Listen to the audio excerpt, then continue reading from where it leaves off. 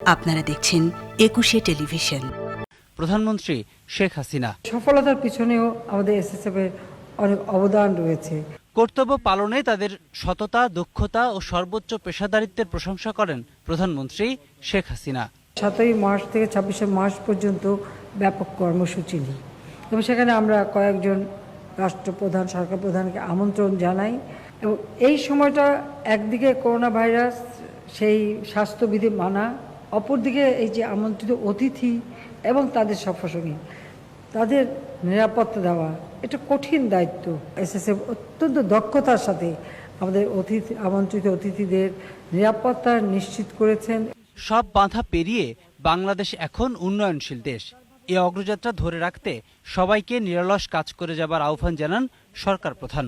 উন্নয়নশীলের মর্যাদা আমরা পেয়েছি, সেটাও আমাদের ধরে রাখা এবং এগিয়ে যাওয়া, এবং সেটা আমরা এগিয়ে যাচ্ছি। আজকে দারিদ্র্যের হার হ্রাস করা, এটা আমাদের একটা লক্ষ্য, যে বাংলাদেশে একটি মানুষ গৃহহারা থাকবে না। অনুষ্ঠানে জাতির পিতার জন্মশতবার্ষিকী উদযাপনে প্রধানমন্ত্রীর হাতে ১০০টি গৃহহীন পরিবারের ঘর তৈরির জন্য ২ কোটি টাকার একটি ব্যাংক ড্রাফট তুলে দেন এসএসএফ এর মহাপরিচালক। প্রণব চক্রবর্তী, ২১শে টেলিভিশন, ঢাকা। কোভিড-১৯-এ ২৪ ঘন্টায় ৫০ জনের মৃত্যু হয়েছে। রাজশাহী ও খুলনা বিভাগে সবচেয়ে বেশি মৃত্যু, শনাক্ত হয়েছে ৩৩১৯। পরীক্ষার বিপরীতে দৈনিক সংক্রমণ হার ১৪.২৭%। এদিকে ঔষধ প্রশাসন অধিদপ্তর থেকে ষষ্ঠ টিকা হিসাবে দেশে জরুরি ব্যবহারে অনুমোদন পেল বেলজিয়ামে উৎপাদিত ১ ডোজের টিকা জনসন অ্যান্ড জনসন। বিস্তারিত জানাচ্ছেন স্মৃতি মণ্ডল। করোনায় বাড়ছে সংক্রমণ ও মৃত্যু। সীমান্ত এলাকা ছাড়িয়ে সংক্রমণ ছড়িয়ে পড়ছে অন্যান্য স্থানে। বাড়ছে ভারতীয় ভ্যারিয়েন্টে আক্রান্তের সংখ্যা। স্বাস্থ্য অধিদপ্তরের তথ্য মতে ২৪ ঘন্টায় কোভিড-১৯-এ আরও ৫০ জনের মৃত্যু হয়েছে। মৃতের সংখ্যা বেড়ে ১৩,২২২। ২৩,২৬৫ জনের নমুনা পরীক্ষায় শনাক্ত ৩,৩১৯। মোট শনাক্ত ৮,৩৩,২৯১। নতুন ২,২৪৩ জন সহ সুস্থ হয়েছে ৭,৭১,০৭৩। পরীক্ষা বিপরীতে দৈনিক সংক্রমণ হার ১৪.২৭%। সুস্থতার হার ৯২.৫৩ এবং মৃত্যু ১.৫৯%। ২৪ ঘন্টায় সবচেয়ে বেশি মৃত্যু রাজশাহী ও খুলনা বিভাগে, ১৫ জন করে মারা গেছেন। আর ঢাকা ও চট্টগ্রাম বিভাগে ৬ জন করে মৃত্যু হয়েছে। হাসপাতালেই মারা গেছেন ৪৮ জন। এদিকে জনসন অ্যান্ড জনসনের ১ ডোজের করোনা টিকা জরুরি ব্যবহারে অনুমোদন দিয়েছে ঔষধ প্রশাসন অধিদপ্তর। বেলজিয়ামের প্রতিষ্ঠান জেনসেন এটি তৈরি করেছে। এটি দেশে অনুমোদনপ্রাপ্ত ষষ্ঠ টিকা। ১৮ বছর বা তার বেশি বয়সীরা নিতে পারবেন। ২ থেকে ৮ ডিগ্রি সেলসিয়াস তাপমাত্রায় সংরক্ষণ করা যাবে এই টিকা। স্মৃতি মণ্ডল, ২১শে টেলিভিশন, ঢাকা। এদিকে রাজশাহী মেডিকেল কলেজ হাসপাতালে করোনা ইউনিটে ২৪ ঘন্টায় আরও ১২ জনের মৃত্যু হয়েছে। এছাড়া খুলনায় ৭ জন, সাতক্ষীরায় ৩, যশোরে ৩, নওগাঁয় ২ ও ঠাকুরগাঁওয়ে মারা গেছেন ১ জন। এদিকে বিভিন্ন জেলায় বেশি সংক্রমিত এলাকায় লকডাউন চলছে, আর বিভিন্ন হাসপাতালে বাড়ানো হচ্ছে শয্যা সংখ্যা। প্রতিনিধিদের সহায়তায় রত্না জামানের রিপোর্ট। রাজশাহী মেডিকেল কলেজ হাসপাতালের করোনা ইউনিটে গত ২৪ ঘন্টায় আরও ১২ জনের মৃত্যু হয়েছে। এর মধ্যে ৮ জন করোনা পজিটিভ ছিলেন, বাকিরা মারা যান উপসর্গ নিয়ে। তবে রাজশাহীতে ২ দিনে সংক্রমণ কমেছে ২৩.৫০%। শনাক্তের হার হয়েছে ৩০.১৭%। এদিকে চাপ সামলাতে রোগীর শারীরিক অবস্থা বুঝে ভর্তি নেওয়া হচ্ছে বলে জানান হাসপাতালের পরিচালক। আর চিকিৎসা সেবা নিয়ে সন্তুষ্টি জানিয়েছেন রোগীর স্বজনরা। পজিটিভ হলেই সবাইকে ভর্তি নেওয়া হচ্ছে না। আমরা বলছি যাদেরকে, কারণ তো বেডগুলো আমরা যতটা ভর্তি আছে আমি সবগুলোই ক্রিটিক্যাল রোগী, যাদের অক্সিজেন স্যাচুরেশন অক্সিজেনটা দরকার পড়ছে তাদেরকে আমরা ভর্তি করাচ্ছি। ২৪ ঘন্টায় খুলনা মেডিকেল কলেজ হাসপাতালে ৪ জনের মৃত্যু হয়েছে। ২ জনের বাড়ি খুলনায় ও ২ জন নড়াইলের। নাটোরে করোনায় আরও ২ জন মারা গেছেন। সংক্রমণের হার ১৯% বেড়ে হয়েছে ৬০%। এদিকে নাটোর ও সিংড়া পৌরসভায় দ্বিতীয় দফায় লকডাউন আরও ৭ দিন বাড়ানো হয়েছে। নওগাঁয় ক্রমেই করোনা আক্রান্ত ও মৃত্যুর সংখ্যা বাড়ছে। ২৪ ঘন্টায় আরও ২ জনের মৃত্যু হয়েছে। ২৪ ঘন্টায় শনাক্তের হার ২৬.৪১%। ঠাকুরগাঁও জেলায় ৯৪ জনের নমুনা পরীক্ষা করে নতুন ৪৩ জন শনাক্ত। আক্রান্তের হার 33.88%। মারা গেছেন একজন। 24 ঘন্টায় সাতক্ষীরা মেডিকেল কলেজ হাসপাতালের করোনা ইউনিটে 3 জনের মৃত্যু হয়েছে। শনাক্তের হার 48.92%। এদিকে হাসপাতালের করোনা ইউনিটে আরও 100 শয্যা বাড়ানো হয়েছে। করোনা সংক্রমণ বেড়ে যাওয়ায় 21 জুন পর্যন্ত দিনাজপুর সদর উপজেলায় লকডাউন দেয়া হয়েছে। চুয়াডাঙ্গার দামুড়হুদা উপজেলায় শুরু হয়েছে 14 দিনের লকডাউন। পুরো জেলায় শনাক্তের হার 47.16%। রত্না জামান, 21 টেলিভিশন। স্বাস্থ্য খাতে ব্যয় নিয়ে জাতীয় সংসদে আপত্তি তুলেছেন বিরোধী দলীয় সদস্যরা। আগের বরাদ্দ খরচ করতে না পারায় মন্ত্রণালয়ের সক্ষমতা নিয়ে প্রশ্ন তোলেন তারা। বাজেট আলোচনায় অংশ নিয়ে টিকাদানের গতি নিয়েও ক্ষোভ জানান তারা। টিকা ব্যবস্থাপনায় সমন্বয়হীনতার অভিযোগ এনে স্বাস্থ্য খাতে সুশাসন ফিরিয়ে আনার আহ্বান জানান বিরোধী এমপিরা। বাকিটা জানাচ্ছেন আবু হাসান সুমন। একাদশ জাতীয় সংসদের ত্রয়োদশ অধিবেশনে 2021-22 অর্থবছরের বাজেট সম্পর্কে আলোচনায় অংশ নেন সাংসদরা। সমালোচনা তো আসবেই। আলোচনায় জাতীয় পার্টি এবং বিএনপির সাংসদরা করোনা টিকা ও স্বাস্থ্য খাতের বরাদ্দ ব্যয় নিয়ে সমালোচনা করেন। প্রতি বছর স্বাস্থ্য ব্যয় মেটাতে দারিদ্র্যসীমার নিচে চলে যায় 66 লক্ষ মানুষ। মাননীয় স্পিকার, এদিকে চলতি অর্থ বছরের প্রথম 10 মাসে সার্বিকভাবে এডিপির 49% বাস্তবায়িত হয়েছে। স্বাস্থ্যসেবা বিভাগে এই হার মাত্র 25%। এই মহামারীর মধ্যে অপর্যাপ্ত বরাদ্দের অর্ধেক খরচ করতে পারে না স্বাস্থ্য বিভাগ। মাননীয় অর্থমন্ত্রী তার বাজেটে বলেছেন তিনি 10 কোটি মানুষকে টিকা দিবেন এবং প্রতি মাসে 25 লাখ টিকা। মাননীয় স্পিকার, প্রতি মাসে যদি 25 লাখ টিকা দেওয়া হয় 6.5 বছর লাগবে 10 কোটি মানুষকে টিকা দিতে। শিক্ষা খাতে আরোপিত শুল্ক কমানোর প্রস্তাব এবং বাজেট বাস্তবায়নে সুশাসন প্রতিষ্ঠারও তাগিদ আসে আলোচনায়। স্বাস্থ্য খাত, শিক্ষা খাত, সামাজিক সুরক্ষা খাত, খাদ্য নিরাপত্তা খাত এবং ইন্টারনেটের ব্যবহারের খাতে মৌলিক অধিকার হিসেবে গ্রহণ করে এই ক্ষেত্রে কাঠামোগত পরিবর্তনের জন্য পদক্ষেপ দেওয়ার দরকার ছিল। টিকা নিয়ে তগলুকি কাণ্ড, সমন্বয়হীনতা বন্ধ করুন। দেশ শাসনেও সুশাসন দরকার, তেমনি বাজেট বাস্তবায়নেও সুশাসন দরকার। সংসদে উত্থাপিত বাজেটের সমালোচনার জবাব দেন সরকার দলীয় সাংসদ। অভিযোগ করেন সর্বোচ্চ স্বাস্থ্য সুবিধার পরেও বিষয়গুলোকে রাজনৈতিক ইস্যু করা হচ্ছে। বাজেট দেওয়া হয়েছে, কোথাও কোথাও কিছু অসঙ্গতি থাকতে পারে, নিশ্চয়ই আলোচনায় সেটা আসবে। আমার দুঃখ খালি যে একটা অ্যাপ্রিসিয়েশন শুনলাম না অপোজিশন। নিজেরাই বলছেন ভালো চিকিৎসা, কোনো সন্দেহ নেই, দেশের সেরা এবং দেশের বাইরের সেরা কনসালটেন্টরাই তাকে দেখছেন। তারপরে শুধুমাত্র রাজনৈতিক কারণে ইস্যু করার চেষ্টা করেছে। অধিবেশনের শুরুতে কণ্ঠ ভোটে পাশ হয় হজ ও ওমরা ব্যবস্থাপনা বিল 2021। আকবর হোসেন সুমন, 21 টেলিভিশন, ঢাকা। 15 আগস্ট খালেদা জিয়ার জন্মদিন কিনা বিএনপির কাছে তার প্রমাণ চেয়েছেন আওয়ামী লীগ সাধারণ সম্পাদক ওবায়দুল কাদের। খালেদা জিয়ার 5টি জন্মদিন নিয়ে প্রশ্ন তোলেন তিনি। এক অনুষ্ঠানে ওবায়দুল কাদের বলেন, জাতীয় শোক দিবসে ভুয়া জন্মদিন পালন করে রাজনীতিতে প্রতিহিংসার সৃষ্টি করেছে বিএনপি। রিয়াজ সুমনের রিপোর্ট। রাজধানীর বঙ্গবন্ধু অ্যাভিনিউয়ে কেন্দ্রীয় কার্যালয়ে ঢাকা মহানগর দক্ষিণ আওয়ামী লীগের সদস্যপদ বিতরণ ও নবায়ন অনুষ্ঠান। দলের কেন্দ্রীয় নেতাদের সাথে অনুষ্ঠানে ভার্চুয়ালি যোগ দেন সাধারণ সম্পাদক ওবায়দুল কাদের। এ সময় তিনি বলেন, আওয়ামী লীগে কোনো সন্ত্রাস, চাঁদাবাজ ও বিতর্কিতদের ঠাঁই নেই। তাই দলে কোনো বিতর্কিত লোকদের সদস্যপদ না দেওয়ার নির্দেশ দেন ওবায়দুল কাদের। বিতর্কিত ব্যক্তি আগে হোক পরে হোক তাদের আওয়ামী লীগে থাকার কোনো অধিকার নেই। 15 আগস্ট খালেদা জিয়ার প্রকৃত জন্মদিন কিনা বিএনপির কাছে তার প্রমাণ চান ওবায়দুল কাদের। বলেন, এদিন জন্মদিন পালনই প্রমাণ করে বঙ্গবন্ধুর হত্যার সাথে বিএনপির প্রতিষ্ঠাতা জড়িত। মির্জা ফখরুল সাহেব, দয়া করে বলুন 5টি জন্মদিবস কেন? 2টি যুক্তি মেনে নিলাম, 5টি কেন এবং 15ই আগস্ট কেন? আপনাকে প্রমাণ করতে হবে 15ই আগস্ট বেগম জিয়ার জন্মদিবস।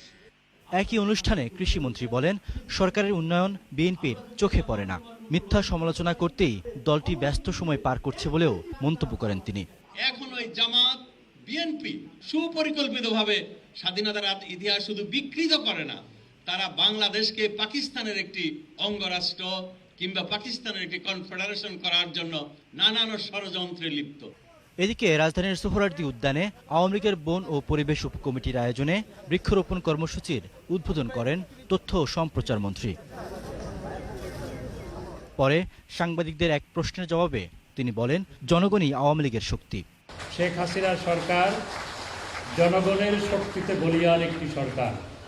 সেই কারণে জনগণ পরপর 3 বার রায় দিয়ে বঙ্গবন্ধু কন্যা জননেত্রী শেখ হাসিনাকে রাষ্ট্র পরিচালনার দায়িত্ব দিয়েছে। এ সময় ফলজ, বনজ ও ঔষধি প্রজাতির 3টি গাছ লাগাতে দেশবাসীর প্রতি আহ্বান জানান ডক্টর হাসান মাহমুদ। একটি বনজ, একটি ফলজ। রিয়াদ সুমন, একুশে টেলিভিশন, ঢাকা। অফিস, দোকানপাট ও গৃহস্থালী বর্জ্যে বিদ্যুৎ উৎপাদন করতে যাচ্ছে ঢাকা উত্তর সিটি কর্পোরেশন। রাজধানী আমিনবাজারে হতে যাচ্ছে দেশের প্রথম বর্জ্য বিদ্যুৎ কেন্দ্র। প্রতিদিন উৎপাদনের লক্ষ্য ধরা হয়েছে 42.5 মেগাওয়াট। এজন্য প্রতিদিন দরকার হবে 3000 থেকে 3300 টন বর্জ্য। কাজটি শুরু হলে যেখানে সেখানে বর্জ্য পড়ে থাকবে না। পরিচ্ছন্ন নগরী হবে উত্তর সিটি। মাহমুদ হাসানের রিপোর্ট।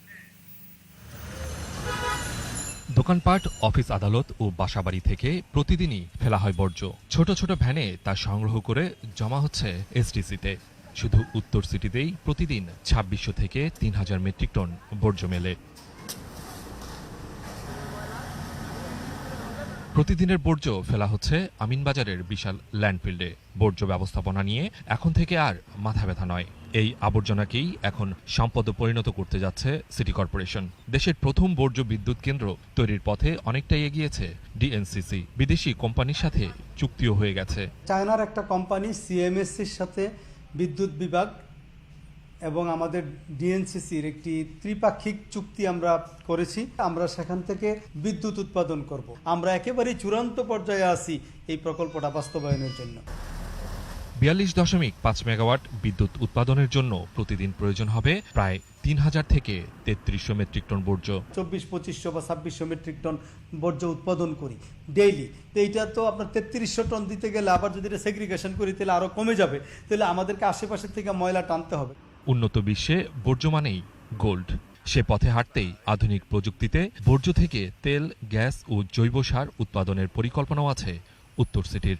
বিশ্বের যে অন্যান্য দেশে যে টেকনোলজিগুলো এখন অ্যাডপ্ট করা হচ্ছে সেই বিষয়গুলো সম্পর্কে জ্ঞান অর্জন করছি। পরিকল্পনা বাস্তবায়ন হলে যেখানে সেখানে বর্জ্য পড়ে থাকবে না। পরিচ্ছন্ন ও স্বাস্থ্যসম্মত নগরীতে পরিণত হবে উত্তর সিটি।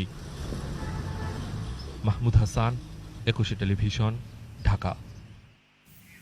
নিচ্ছি প্রিমিয়ার ব্যাংক লিমিটেড সংবাদ বিরতি। যখন ফিরছি তখন অন্যান্য খবরের সঙ্গে আরো থাকবে। কিশোর গ্যাংয়ের 5 সদস্য গ্রেপ্তার, মাদক অস্ত্র জব্দ। নাশকতা মামলায় হেফাজত নেতা আজহারুল রিমান্ডে।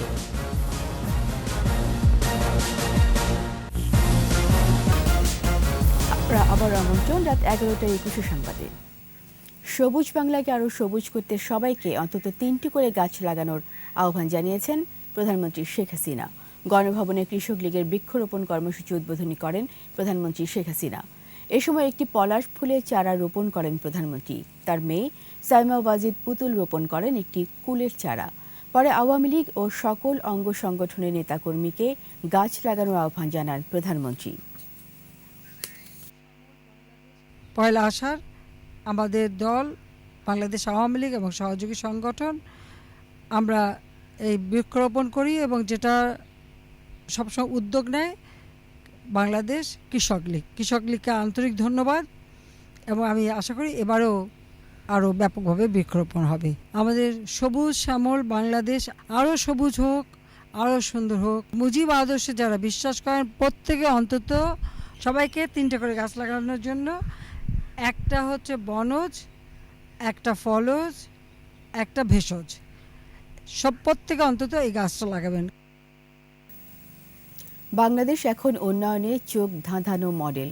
উন্নয়নের এই অগ্রযাত্রায় রাজনৈতিক এবং অর্থনৈতিক সফলতার চিত্র বিশ্লেষণ করেছেন আন্তর্জাতিক অর্থ তহবিল IMF এর সাবেক অর্থনীতিবিদ অরবিন্দ সুব্রামানিয়াম। বিশ্বের অন্যতম মর্যাদাপূর্ণ জার্নাল প্রজেক্ট সিন্ডিকেটে লেখা নিবন্ধে তিনি বলেন, বাংলাদেশ এখন ভারত এবং পাকিস্তানের জন্য মডেল হতে পারে। রিপোর্ট প্রণব চক্রবর্তীর।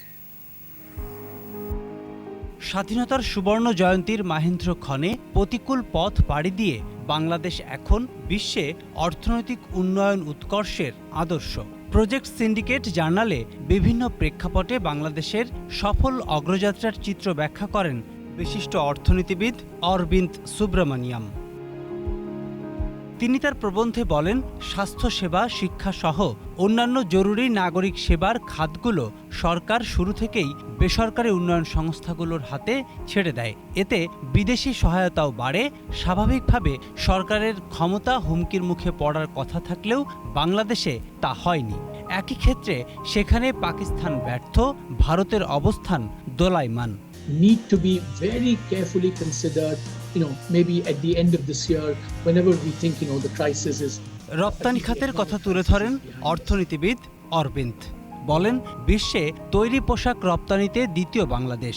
নারীর অংশগ্রহণ এবং উন্নত দেশের বাজারে অগ্রাধিকারমূলক প্রবেশাধিকার এখন বাংলাদেশকে অনেক দূর এগিয়ে নিয়ে গেছে।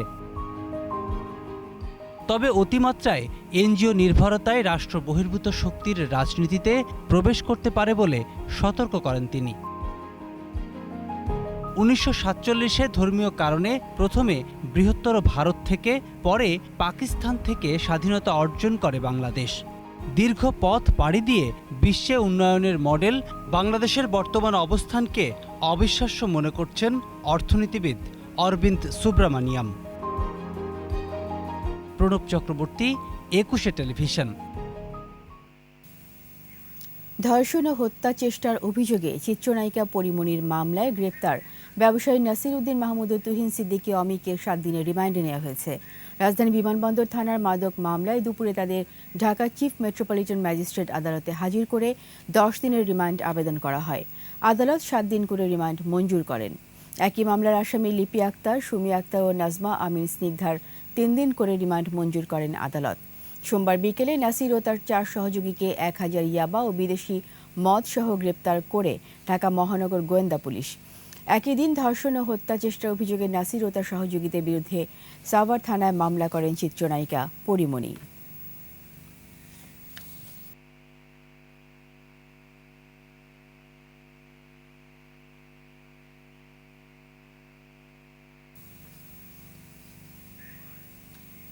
কিশোর গ্যাং রক কিং গ্রুপের 5 সদস্যকে গ্রেপ্তার করেছে র্যাব। রাজধানীর শনির আকড়া এলাকা থেকে তাদেরকে আটক করা হয়। জব্দ করা হয় মদ, ইয়াবা, গাঁজা এবং ধারালো অস্ত্র। দীপু শিকদারের রিপোর্ট। রাজধানীর হানিফ ফ্লাইওভারে বেপরোয়া গতিতে চলছে একাধিক মোটর বাইক। এই চিত্র 16 জুনের। তরি কয়েক তরুণ একটি প্রাইভেট কার থামিয়ে হুমকি আর অকথ্য গালিগালাজ। সেই ভিডিও ভাইরাল ইউটিউবে।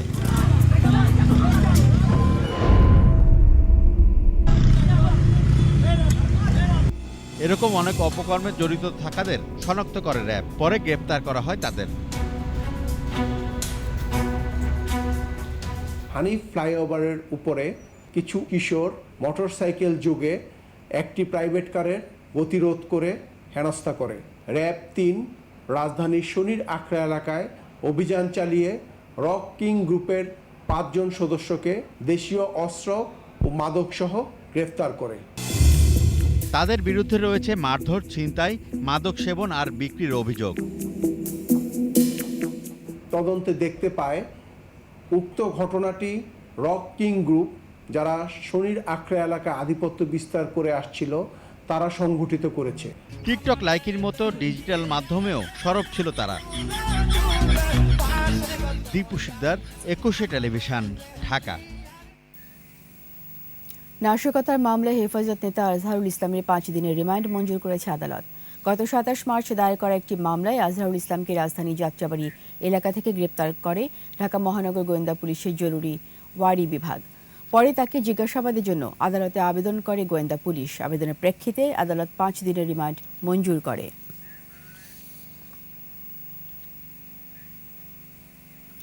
দেশীয় প্রযুক্তিতে রোবট বানিয়ে আন্তর্জাতিক অঙ্গনে স্বীকৃতি পেল military institute of science and technology MIST এর শিক্ষার্থীরা। বিভিন্ন মহাদেশে 88টি দলকে পেছনে ফেলে বাংলাদেশের দল মঙ্গলবারতা অর্জন করেছে প্রথম হবার সম্মান।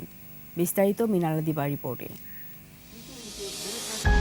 পাহাড়ি ও মরু অঞ্চলে উঁচু নিচু বন্ধুর পথ চলা, প্রাণের অস্তিত্ব, মাটি, পাথর কিংবা উচ্চ বিকিরণের এলাকায় জটিল বস্তুর অনুসন্ধান। সারা বিশ্বেই জনপ্রিয় হয়ে উঠেছে রোবোটিক্সের ব্যবহার।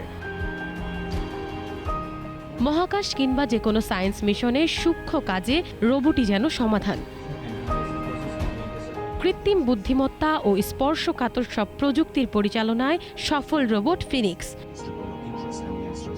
Military Institute of Science and Technology MISTর মঙ্গল বারতা দলের নতুন উদ্ভাবন robot Phoenix. University Rover Challenge URC আন্তর্জাতিক প্রতিযোগিতায় প্রথম হয়ে সাড়া ফেলে দিয়েছে MISTর শিক্ষার্থীরা। প্রথমবারে এসআরে 90+ স্কোর বা আপনার ফাইনাল ইভেন্টে একদম টপ পজিশন পেয়ে গেছে, এটা আসলে অনেক ভালো লাগার একটা ব্যাপার আমাদের জন্য। এখন জীবিত কোনো বস্তু আছে কিনা, যদি না থাকে তাহলে রকের ছবিটা নিয়ে আমরা neural network which is a part of artificial intelligence, এটার মাধ্যমে আমরা রক স্যাম্পলটাকে আমরা সেগমেন্টেশন করছি যে এখানে জীবন আছে বা কোনো এককালে ছিল বা এটা আসলে জীবন নাই। শুধু তাই নয়, সম্পূর্ণ দেশীয় প্রযুক্তিতে এসব রোবট উৎপাদন সহজলভ্য করার স্বপ্নও দেখালেন এই উদ্ভাবক। সবার কমপ্লেইন থাকে এই পার্টসগুলো আসলে বাংলাদেশে কি পাওয়া যায় কি যায় না, আমরা কীভাবে করছি জিনিসটা, কিন্তু আসলে একটু খুঁজে দেখলে বা ভিতরে গিয়ে যদি আমি একদম ইনডেপথ খুঁজি বা জিনিসটার অল্টারনেটিভ খুঁজি, জিনিসটা অবশ্যই বাংলাদেশে বানানো সম্ভব। দেখা গেল ধোলাইখালের এমন একটা জায়গায় পাওয়া যাচ্ছে বাট কেউ খুঁজে পাচ্ছে না, তো এটা ইজি একটা সলিউশন বের করবো যাতে মানুষ জানে যে এখানে এটা আছে। আন্তর্জাতিক সাফল্য অর্জনের দিনটিকে উদযাপন করলো MIST পরিবার। We find 5 universities are from United States, 2 from Poland, 1 from Egypt and 2 from Bangladesh, including the champion MIST robot team Mongol Barota. মিনালা দিবা, 21 টেলিভিশন, ঢাকা। ক্রমাগত ভাঙছে দেশের একমাত্র প্রবাল দ্বীপ সেন্ট মার্টিন। সমুদ্রের স্রোতে ভাঙছে পাড়, ছোট হচ্ছে দ্বীপের আয়তন। প্রবল জোয়ারের তোড়ে উপচে পড়েছে গাছপালা, বিধ্বস্ত হয়ে গেছে জেটির প্লান্টুন। চলতি বর্ষায় ভাঙন আরও তীব্র হওয়ার আশঙ্কা স্থানীয়দের। তবে ভাঙন প্রতিরোধে পরিবেশ বান্ধব নানা প্রকল্প নেওয়া হয়েছে বলে জানায় পানি উন্নয়ন বোর্ড। কক্সবাজার প্রতিনিধি আব্দুল আজিজের রিপোর্ট জানাচ্ছেন মুশফিকা নাজনীন। অবারিত নীল জলরাশি আর প্রবাল প্রান্তরের সেন্ট মার্টিন দেশের পর্যটক আকর্ষণের কেন্দ্র থাকে বরাবরই। জলবায়ু পরিবর্তনের নেতিবাচক প্রভাবে ক্রমাগত ভাঙনের হুমকিতে এখন দারুচিনি দ্বীপ। সম্প্রতি ঘূর্ণিঝড় ইয়াসের প্রভাব ও পূর্ণিমার জোয়ারে দ্বীপের চারপাশে ব্যাপক ভাঙন দেখা দিয়েছে। বিধ্বস্ত হয়ে গেছে দ্বীপের একমাত্র জেটি। আমাদের সাইক্লোনে মারি আমাদের জেটিটা নষ্ট করে ফেলেছে এবং খুব জরুরি আমাদের। গত 50 বছরের ইতিহাসে সেন্ট মার্টিন দ্বীপে আর কোনো ধরনের ঘূর্ণিঝড় এ পরিমাণ ক্ষতি করেনি। জেটির পল্টন ভেঙে গেছে, অতি দ্রুতভাবে জরুরি ভিত্তিতে আমাদের এই জেটিটা সংস্কার করা হোক। ভাঙন প্রতিরক্ষায় কাজ বাস্তবায়নের জন্য প্রকল্প প্রণয়ন করা হয়েছে বলে জানান এই কর্মকর্তা। পর্যটকদের জন্য ওয়াকওয়ে এবং পর্যটন বান্ধব কিছু অবকাঠামো ধরে আমরা একটি পরিবেশ বান্ধব প্রকল্প ইতিমধ্যে প্রণয়ন করেছি। সেন্ট মার্টিন দ্বীপের রাস্তাঘাট, বেশ কিছু স্থাপনা ও একমাত্র জেটির ব্যাপক ক্ষতি হয়েছে স্বীকার করে জেলা প্রশাসক জানান এই বিষয়ে পরিকল্পনা নেওয়া হচ্ছে। জোয়ারের প্রেক্ষাপটে আমাদের কক্সবাজার জেলার যে ক্ষতির অংশটা, সেই ক্ষতির অংশটা আমরা পরীক্ষা নিরীক্ষা করে জায়গায় পৌঁছাতে চাই, সেই লক্ষ্যে আমরা কাজ করে যাচ্ছি। পর্যটনের স্বার্থে সাগরকোনা সেন্ট মার্টিনকে টিকিয়ে রাখতে দ্রুত পদক্ষেপ নেওয়ার দাবি বাসিন্দাদের। মুশফিকা নাজনীন, 21 টেলিভিশন। সময় হলো আবারও প্রিমিয়ার ব্যাংক লিমিটেড সংবাদ বিরতি। যখন ফিরছি তখন অন্যান্য খবরের সঙ্গে আরও থাকবে। মানব সম্পদ উন্নয়নে উদ্যোগ না নিলে কর্মক্ষম জনসংখ্যা সুবিধা বঞ্চিত হবে দেশ। শিক্ষা ব্যবস্থা সংস্কারের তাগিদ। চীন বৈশ্বিক নিরাপত্তার জন্য হুমকি বলছেন ন্যাটো। রাশিয়ার বিরুদ্ধে সাইবার হামলার অভিযোগ। আবার আমন্ত্রণ রাত 11টার 21 সংবাদে। মানব সম্পদ উন্নয়নে এখনই কার্যকর উদ্যোগ না নিলে কর্মক্ষম জনসংখ্যার সুবিধা বা ডেমোগ্রাফিক ডিভিডেন্ড থেকে বঞ্চিত হবে বাংলাদেশ। তাই কর্মসংস্থানে গুরুত্ব দিয়ে শিক্ষা ব্যবস্থার সংস্কারের পক্ষে ব্যবসায়ীরা। এই খাতে সঠিক পরিকল্পনা প্রণয়ন ও বিনিয়োগ বাড়ানোরও তাগিদ তাদের। মেহেদী হাসানের রিপোর্ট। একটি দেশের মোট জনসংখ্যার বেশিরভাগের বয়স 15 থেকে 64 বছর হলে কর্মশক্তির দিক দিয়ে দেশটি বাড়তি সুবিধা পায়, যাকে ডেমোগ্রাফিক ডিভিডেন্ড বলে। বাংলাদেশে এমন কর্মক্ষম মানুষের হার এখন 65%। এ জনগোষ্ঠীকে জনশক্তিতে রূপান্তর করে অর্থনৈতিক অগ্রযাত্রাকে কিভাবে আরও গতিশীল করা যায় তা নিয়ে আলোচনা করতেই এই অনলাইন আয়োজন। ব্যবসায়ী নেতারা বলেন, জনসংখ্যায় এগিয়ে থাকলেও দক্ষ জনশক্তির ঘাটতি বাংলাদেশে এখনও প্রকট। শিল্পের চাহিদার সাথে শিক্ষা ব্যবস্থার সামঞ্জস্য নেই, তাই শিক্ষা খাতে প্রয়োজনীয় সংস্কার জরুরি। The RNG industry is often criticized about employing foreign professionals in top position, while our local youth are not getting the right opportunity.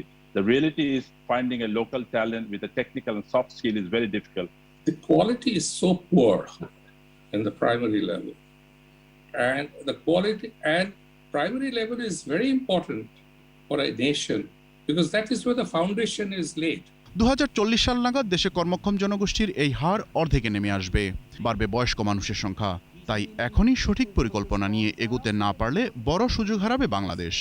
We need to focus on, again, targeted incentives for youth employment, youth entrepreneurship, and youth engagement. A systematic policy shift is also required, and investment in education must be increased. But if we actually fail, then scarily enough, the demographic dividend might actually turn into a demographic disaster. সবাইকে উচ্চশিক্ষায় উৎসাহিত না করে শিল্প বা সেবা খাতের চাহিদার সাথে মিল রেখে মানব সম্পদ তৈরির পরামর্শ ব্যবসায়ী নেতাদের।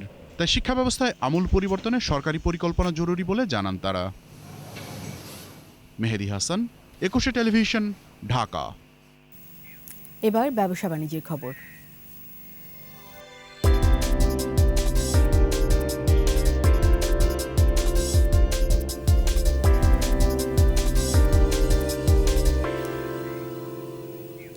উদ্যোক্তাদের দীর্ঘমেয়াদী পুঁজি সংগ্রহ ও বেসরকারি খাতে অর্থ সংস্থানের বিকল্প উৎস হিসেবে বন্ড মার্কেট অত্যন্ত সম্ভাবনাময় খাত বলে মন্তব্য করেছেন বক্তারা। সোমবার দেশের প্রথম আন্তর্জাতিক গ্যারান্টিড বন্ডের মাধ্যমে প্রাণ গ্রুপের অর্থ সংগ্রহ উদযাপন ভার্চুয়ালি অনুষ্ঠানের প্রধান অতিথি ছিলেন প্রধানমন্ত্রীর বেসরকারি শিল্প ও বিনিয়োগ উপদেষ্টা সালমান এফ রহমান। বক্তব্য রাখেন বাংলাদেশে নিযুক্ত British high commissioner Robert Chatterton Dixon, Bangladesh বিনিয়োগ উন্নয়ন কর্তৃপক্ষের নির্বাহী chairman Sirajul Islam, securities and exchange কমিশনের চেয়ারম্যান শিবলি রুবায়েতুল ইসলাম এবং প্রাণ আরএফএল গ্রুপের চেয়ারম্যান ও প্রধান নির্বাহী আহসান খান চৌধুরী। বাংলাদেশ দাবা ফেডারেশনের আয়োজনে ও ওয়ালটন গ্রুপের পৃষ্ঠপোষকতায় শুরু হলো আন্তর্জাতিক রেটিং দাবা প্রতিযোগিতা। উদ্বোধন করেন পৃষ্ঠপোষক প্রতিষ্ঠানের নির্বাহী পরিচালক ইকবাল বিন আনোয়ার। বিশেষ অতিথি ছিলেন বাংলাদেশ দাবা ফেডারেশনের সহসভাপতি কে এম শহীদুল্লাহ ও সাধারণ সম্পাদক Syed Shahabuddin Shamim. 9 round Swiss league পদ্ধতিতে প্রতিযোগিতায় গ্র্যান্ড মাস্টার জিয়াউর রহমান, আন্তর্জাতিক মাস্টার মোহাম্মদ ফাহাদ, মিনহাজউদ্দিন ও রানী হামিদ সহ প্রায় 120 জন দাবাড়ু ইভেন্টে অংশ নিচ্ছে।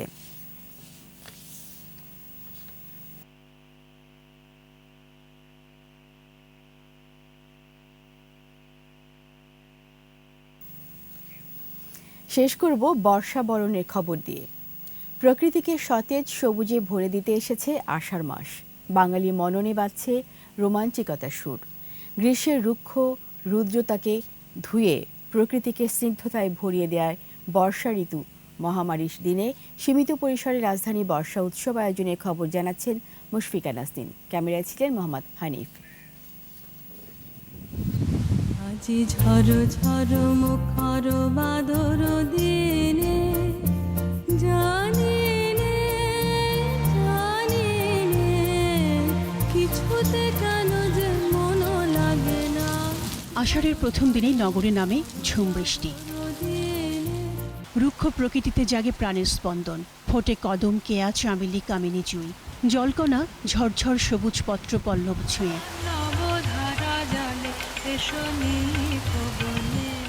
প্রকৃতি প্রেমিকদের মননে বর্ষা জাগায় অভিনব ব্যঞ্জনা।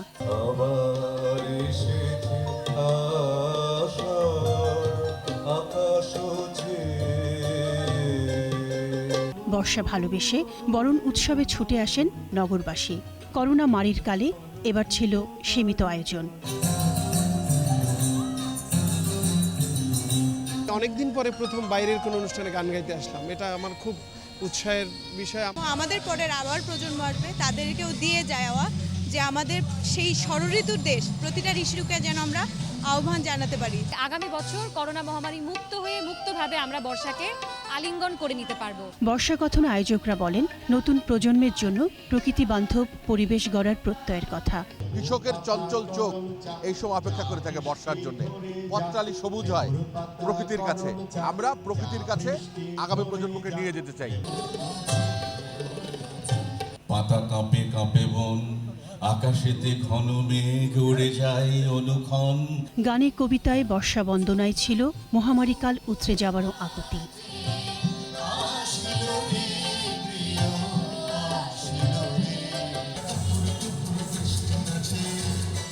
মুশফিকা নাজনীন, 21 টেলিভিশন। আর এরই সাথে শেষ করছি রাত 11টার 21 সংবাদ। যাবার আগে ফার্স্ট সিকিউরিটি ইসলামী ব্যাংক লিমিটেড সংবাদ শিরোনামগুলো আরও একবার। একটি মানুষও গৃহহীন থাকবে না বললেন প্রধানমন্ত্রী। উন্নয়নশীল দেশের মর্যাদা ধরে রাখার অঙ্গীকার। করোনায় আরও 50 মৃত্যু, 55 দিনের মধ্যে সর্বোচ্চ শনাক্ত 3319। অনুমোদন পেল জনসনের টিকা। স্বাস্থ্য খাতে বরাদ্দ নিয়ে বিরোধী সংসদ সদস্যদের আপত্তি। টিকা ব্যবস্থাপনায় সমন্বয়হীনতার অভিযোগ। খালেদা জিয়ার 5 জন্মদিন নিয়ে প্রশ্ন আওয়ামী লীগের। মিথ্যাচার থেকে সরে আসার আহ্বান। রাজধানী আমিনবাজারে হচ্ছে বজ্র বিদ্যুৎ কেন্দ্র। প্রতিদিন উৎপাদনের লক্ষ্য 42 মেগাওয়াট।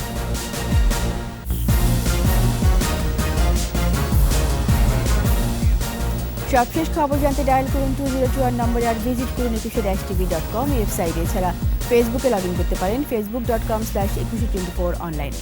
পরের সংবাদ রাত 1টায় দেখার আমন্ত্রণ রইল। স্বাস্থ্যবিধি মেনে চলুন, সুস্থ থাকুন। ধন্যবাদ।